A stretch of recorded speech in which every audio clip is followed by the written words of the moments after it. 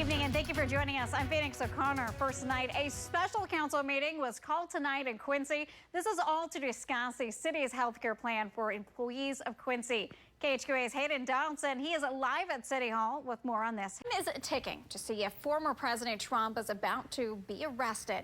Trump predicted that he'll be brought in on Tuesday for charges stemming from alleged payments he made to an adult film star. And thank you for joining us. I'm Phoenix O'Connor. First night, the Quincy City Council voted to adopt the 2023 Housing Need Assessment. This is during Tuesday's City Council meeting. KHQA's Zackerson, he sat down with the Great River Economic and Development Foundation President Kyle Moore to explain what this means. It's basically the vital Pentagon funding that gets routinely passed each year.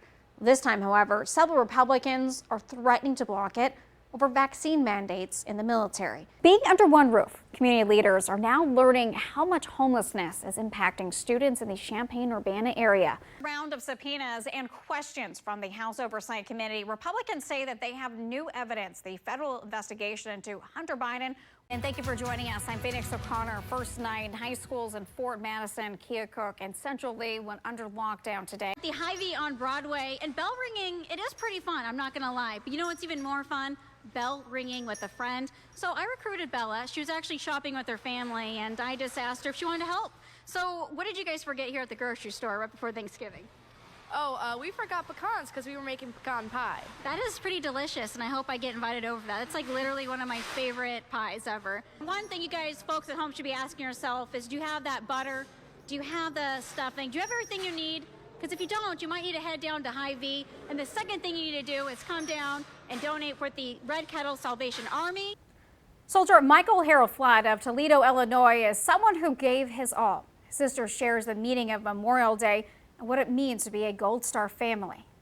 It's an honor to be one because I know my brother fought along with his Company B brothers and saved several people. To Marlene Van Meter, that's what it means to be a Gold Star family. Her love for her brother is undeniable. Her backyard, you can find a wooden statue that was carved by a chainsaw into the soldier's cross, which is a visible memory of a fallen soldier. She has spent a greater part of her life finding answers to how her brother, Michael Harold Flood, who died in the thick elephant grass, which grew in the jungle during the Vietnam War. Why she does it is simple. Because I can keep his name alive. Her brother was known as Doc Flood. He was a medic in the 3rd Platoon, Company B for the 101st Airborne Combat. The search first started with her mother, who sent dozens of handwritten letters to soldiers searching for answers. Many years later, and conflicting stories later, her mother passed the torch to her to keep looking for the truth.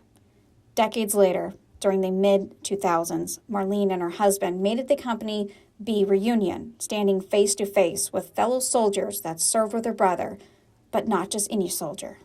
But the man who was holding my brother when he died. She says creating the bond with the fellow service members can be described in one word: healed.